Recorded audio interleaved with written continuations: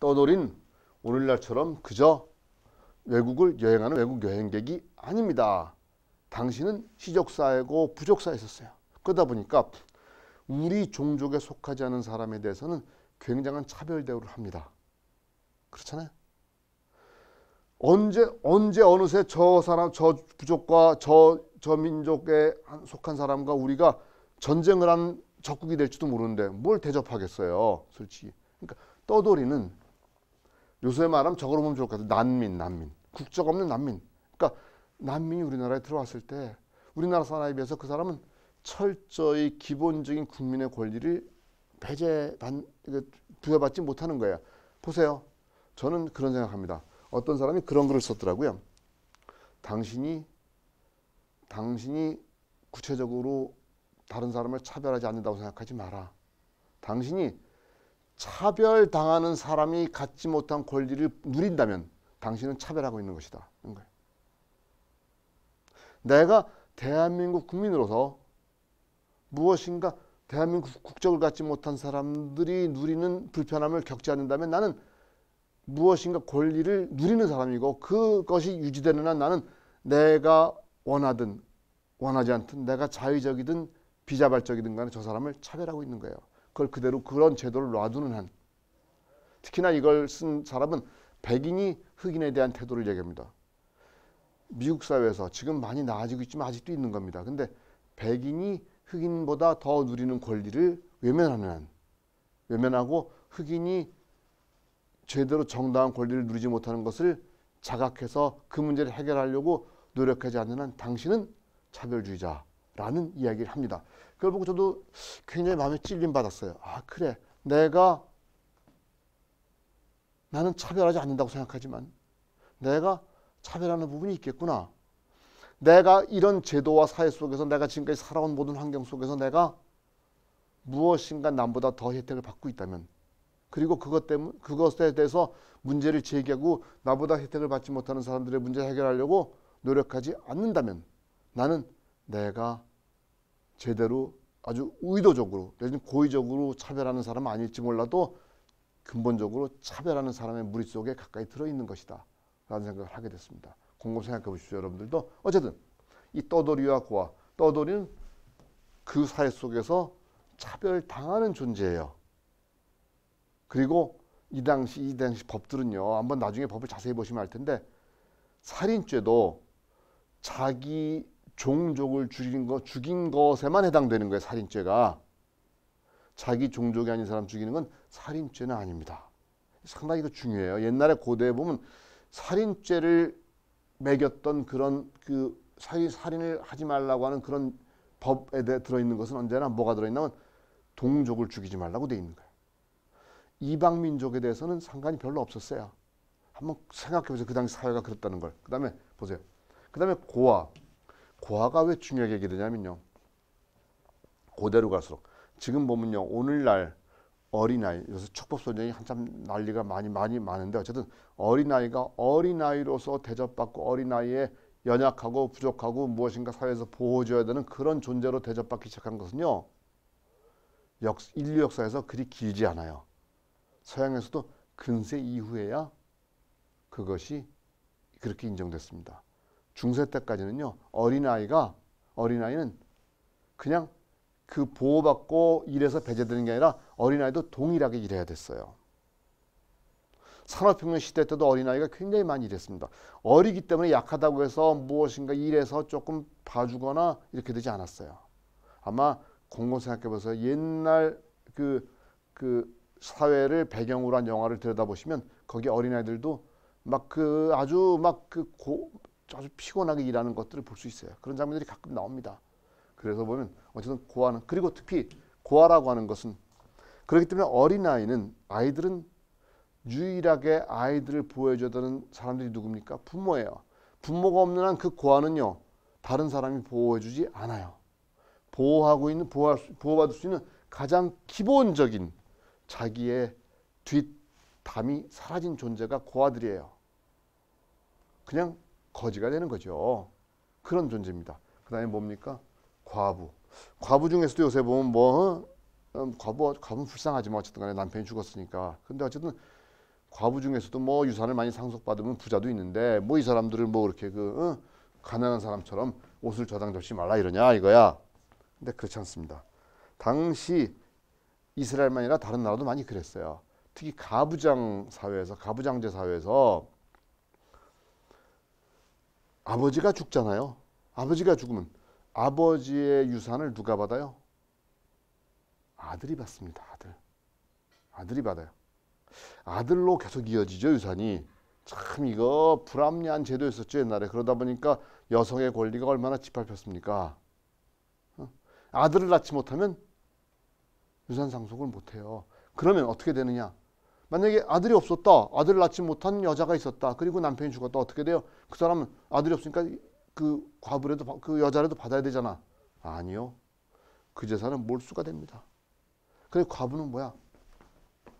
아들이 그나마 있으면 아들이 유산을 상속받아서 아들한테 붙어서 먹고 살 수 있는데 아들마저 없으면 어떻게 돼? 그 과부는 무일푼이 돼버리는 거예요. 이런 상황 속이니까 결국 그 당시 이스라엘 사회 속에서 가장 가난하고 인권을 가장 박탈당한 존재들이 누구냐? 그것을 구체화시키면 뭐야? 떠돌이와 고아와 과부. 저 인권을 짓밟지 말라는 것이 기본적인 성경에 나오는 가장 중요한 인권에 관한 내용입니다. 그리고 그 다음에 여긴 더 재밌어요. 자 보십시오. 밭에서 곡식을 거둘 때 이삭을 뭐 곡식 거뒀다면 떨어지겠죠. 밭에 남긴 채 잊고 왔거든.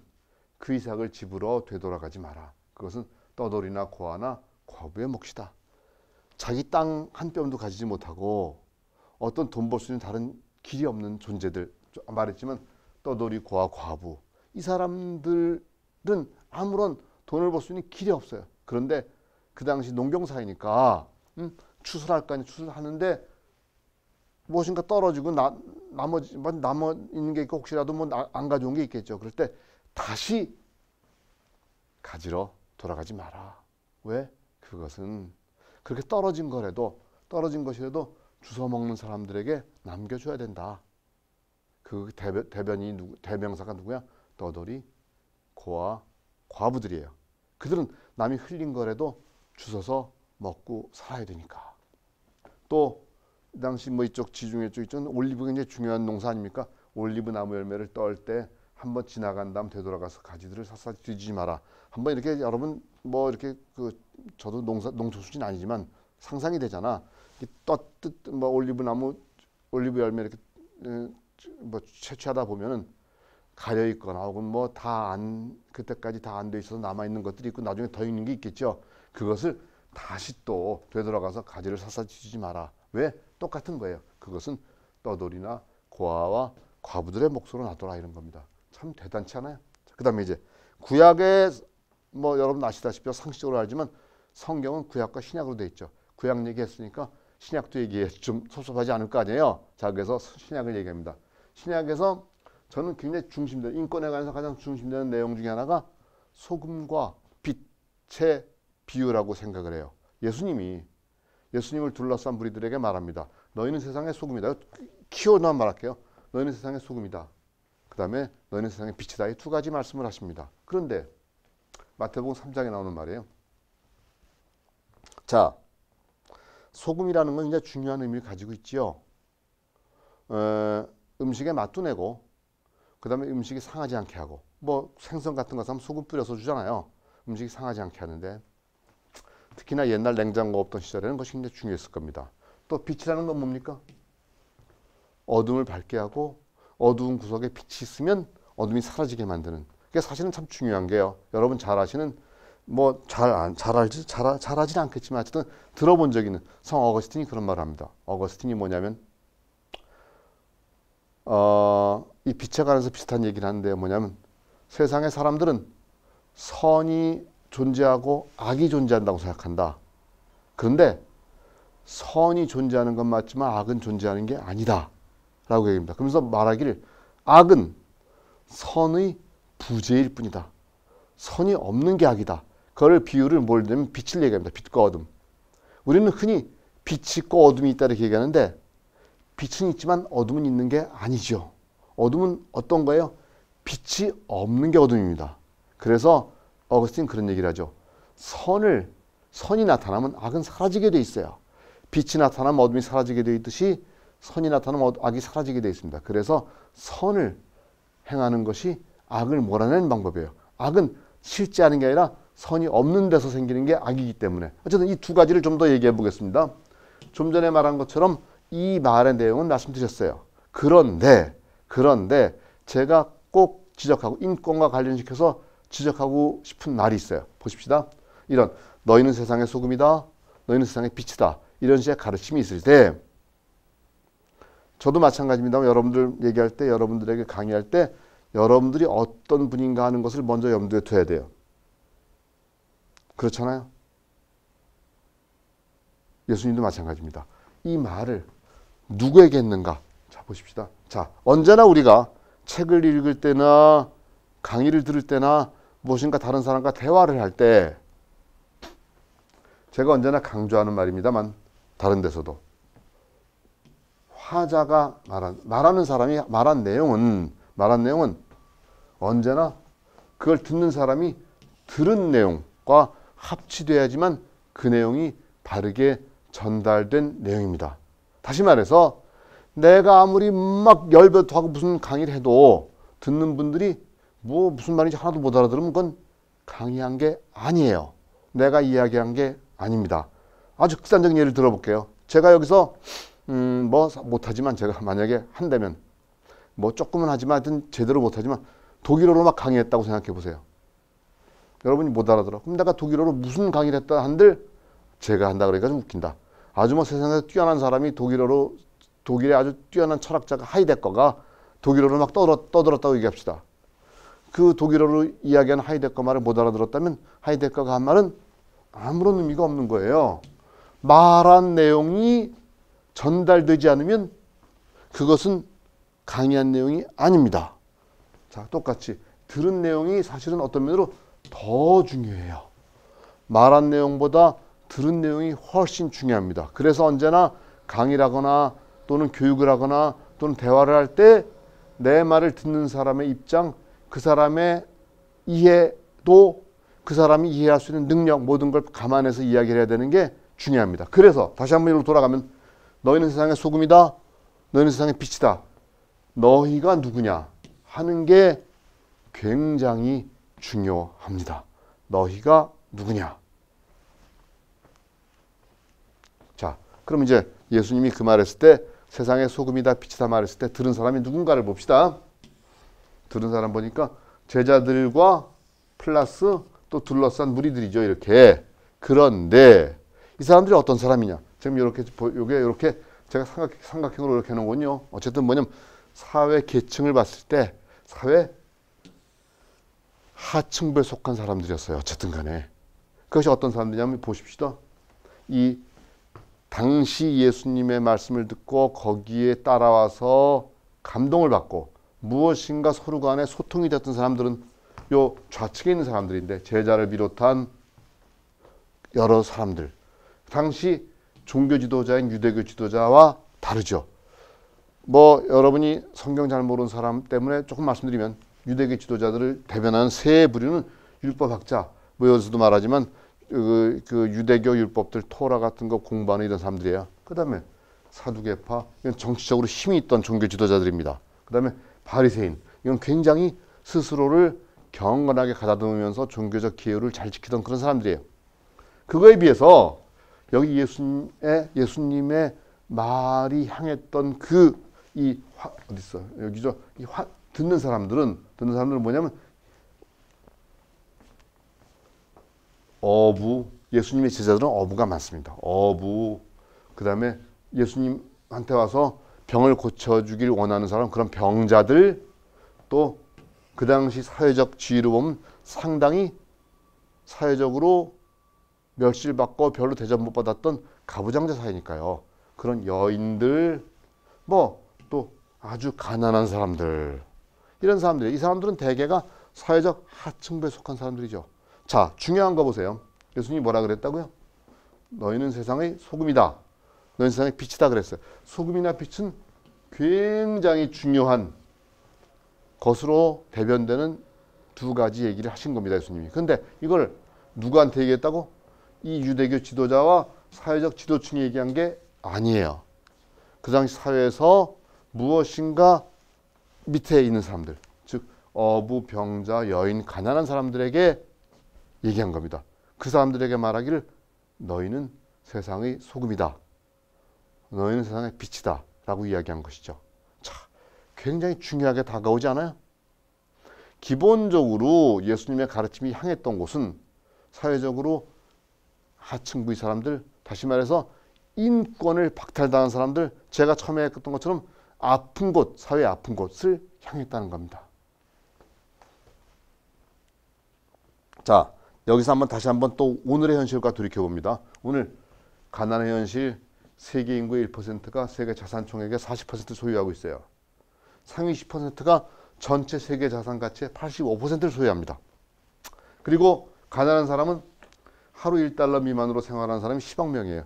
제가 언제나 이 통계할 때마다 꼭 통계의 원래 의미를 말씀드리는데, 이거는요, 하루 1달러 미만으로 생활한다는 걸 잘못 아는 사람들이 참 많아서 제가 꼭 강조합니다. 뭐냐면 이거는 저기 아프리카 적도 지방에서 1달러 가지고 하루 사는 게 아니에요. 이거는 표준화시킨 겁니다. 뉴욕에서, 뉴욕 감이 안 들어오니까 서울에서 하루 1달러 미만, 한 1,500원 정도로 생활해야 되는 사람이 10억 명이라는 거예요. 서울에서 하루 1,500원으로 살아야 되는 사람이 10억 명이라는 겁니다. 어떻게 살아요? 그게 현실이에요. 요 조금 더 나서 1,500원, 3,000원이면 3,000원으로 살아야 되는 사람은 26억 명이에요. 이게 오늘날 지구촌의 현실입니다. 이런 속에서 이것이 생겨난 건 뭡니까? 인간의 가치를 인간이 가진 능력이나 지위나 돈이나 이런 것으로 평가하고 재단한 사회적 기준, 가치 기준의 결과가 이런 겁니다. 제가 다시 드린 말씀 다시 한번 상기하세요. 우리가 무엇인가 저 바닥에 있고 비참한 사람들에 속하지 않는 지위를 가지고 있다면, 그것을 내가 자각해서 이 문제를 아픈 것이 중심이다고 그 문제를 해결하려고 하는 의식적인 노력이 수반되지 않는다면, 나는 고의적이나 의도적으로 하진 않았을지 몰라도 나도 차별주의자인 겁니다. 내가 나에게 주어진 혜택을 누리는 한 나도 차별주의자라는 거예요. 차별주의자. 자, 마지막으로 예수님의 그 전에 여기 하나 해야 되겠네. 예수님 하기 전에 잡으시되고 금융자본주의 현실이 뭡니까? 오늘날 이 전 세계가 끌어가는 모습이 뭐냐면 불로소득 자본주의예요. 여러분 가장 절망하는 게 뭐예요? 여러분은 아직까지 그렇게 어려운 상황 아닐지 몰라도 여러분이 길을 쓰고 노력해도 도무지 따라갈 수 없는 아득히 먼 부자들이 있어요. 아득히 먼 권력층이 있어요. 그럴 때 절망하지요. 어떤 상황이에요? 보세요. 제가 한 15년 전쯤에 어떤 기사에 난 걸 본 게 있습니다. 어느 실명을 거론하지 않겠어요. 현대가 한 명인데, 현대가의 한 명인데 그 사람이 그 해에 자기가 가진 주식으로 받은 배당 금액이, 주식을 판 게 아니에요. 주식을 가지고 있기 때문에 주식 주주에게 주어지는 배당금으로 받은 돈이 그 한 해에 받은 돈 200 몇십억이었어요. 그거 보는 순간에 헉 갑니다. 200 몇십억이면요. 하루에 조금만 더 버티면 하루에 1억씩 써야 돼. 1억씩 그냥. 물론 세금 띄고 하니 그렇게는 안 되겠지만. 자, 이런 상황 속에서 사람들이 그것만 보면 좌절하게 돼 있죠. 그 다음에 주식을, 좀 전에 주식 얘기했지만 주식을 가진 사람들이 가장 최고의 부자가 되는 어떤 경제 형태를 만들었다. 그래서 뭐냐면 이거 하나 요것만 예를 드릴게요. 요거 노바티스 들어봤고 UBS가 뭐냐면 유나이티드 뱅크 오브 스위tzerland입니다. 스위스 연방은행이에요. 요 역사만 한 말씀드릴게요. 스위스 연방은행은 스위스가 굉장히 강한 산업이 뭐냐면 은행이죠. 은행. 스위스은행 유명하잖아요. 근데 스위스 1위 은행과 스위스 2위 은행이 합병한 게 UBS입니다. 합병하면 왜 합병했어요? 1위 은행이 부실해서요? 아닙니다. 스위스 1, 2위 은행은요, 세계적인 은행들이에요. 근데 합병했어요. 왜 합병했을까요? 합병하고 나니까 어떻게 됩니까? 합병해서 UBS가 됐는데, 유나이티드 뱅크 오브 스위tzerland가 됐는데, 그렇게 되면요, 스위스 1, 2위 은행이니까 각 지역마다 지점들이 있었겠죠. 두 개였던 지점이 하나만 있으면 됩니다. 그렇죠? 그렇잖아요. 두 개가 하나가 됐으니까 하나만 있으면 되죠. 그러다 보니까 UBS는 그 전에 두 개 은행이 있던 지점을 반으로 줄일 수 있었어요.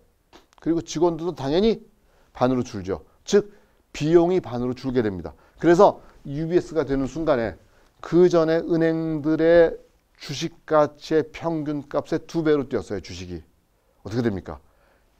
그 당시 은행에 주식을 가지고 있던 주주들은 갑자기 재산이 2배로 늘어난 것입니다. 그 반면에 은행의 직원으로 있던 사람들의 반은 해직된 거고요. 이런 것이 주주가치 극대화를 지향하는 오늘날 그냥 경제 위주의 모든 가치관이 빚어낸 결과예요. 그래서 그것이 빈익빈 부익부라고 우리 흔히 얘기하는 것입니다.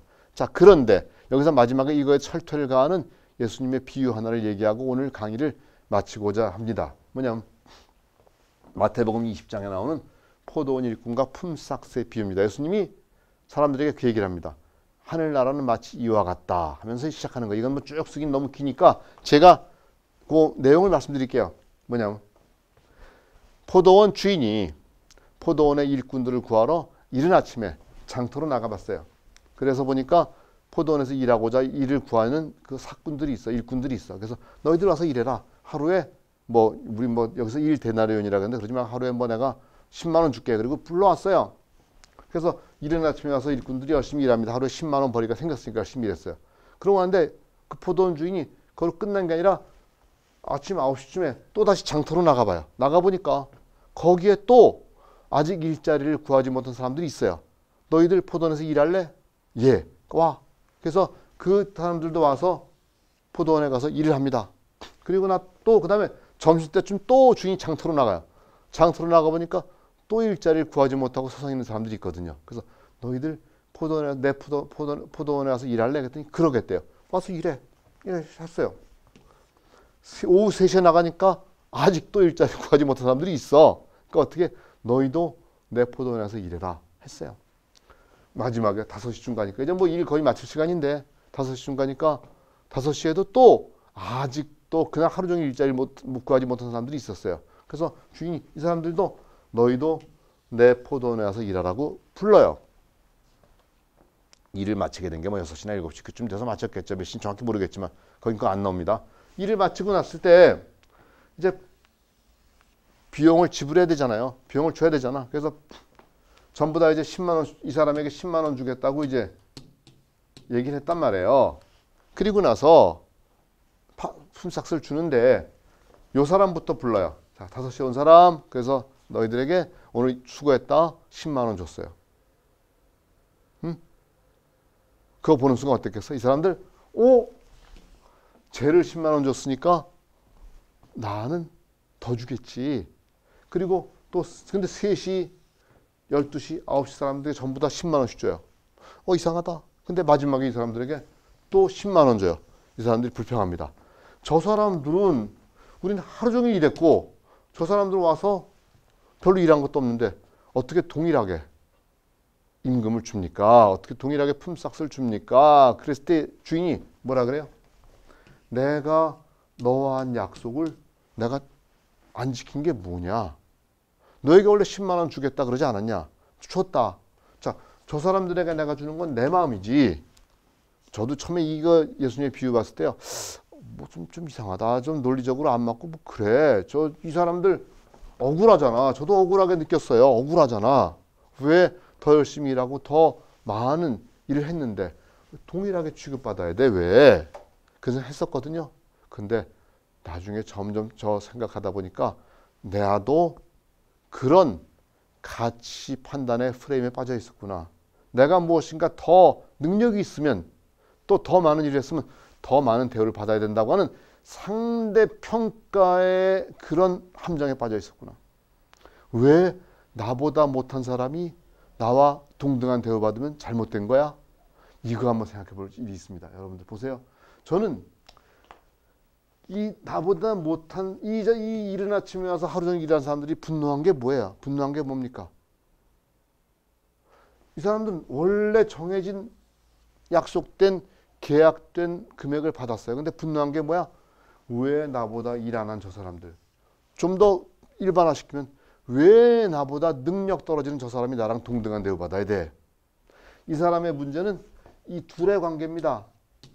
주인과의 관계가 아니에요. 주인과 관계는 하나도 문제가 없습니다. 주인은 10만 원 주겠다고 10만 원 줬으니까. 단지 쟤는 뭔데 쟤가 우리 흔히 요새는 뭐 저 찌질이가 왜 나랑 동일하게 대우받아야 돼? 쟤는 나보다 훨씬 못 받아야지. 라는 겁니다. 어쩌면 우리가 아까 말씀드렸죠? 어쩌면 우리가 이 사회 속에서 아픈 곳 또는 낮은 곳, 가난한 곳, 힘든 곳, 지위가 없는 곳 그곳에 대해서 내가 쟤네들이 왜 나랑 똑같이 대우받아야 돼? 내가 더 잘났는데? 내가 더 노력했는데? 라고 저 사람들 비하하는 순간 저 사람들이 나와 동등한 대우받는 것에 대해서 불평하는 순간 뭐가 됩니까? 나는 차별주의자가 되는 거예요. 인권을 원래 우리가 큰 주제였던 인권을 다른 사람의 인권을 무시하는 사람이 되는 겁니다. 그래서 기독교와 인권론을 강의를 마치면서 한마디 드린 말씀은 뭐냐면 내가 남들보다 혜택받는 게 무엇인지 한번 생각해 볼 필요가 있습니다. 그리고 내가 혜택받는 것에 비해서 혜택받지 못하는 사람들은 어떤 사람들인지 그렇죠. 그걸 한번 생각해 보시면 여러분들이 기독교와 인권이라고 주제로 되어진 오늘 강의에서 좀 더 일반화시켜서 나에게 다가온 의미를 발견하실 수 있을 겁니다. 강의 마치겠습니다. 고맙습니다.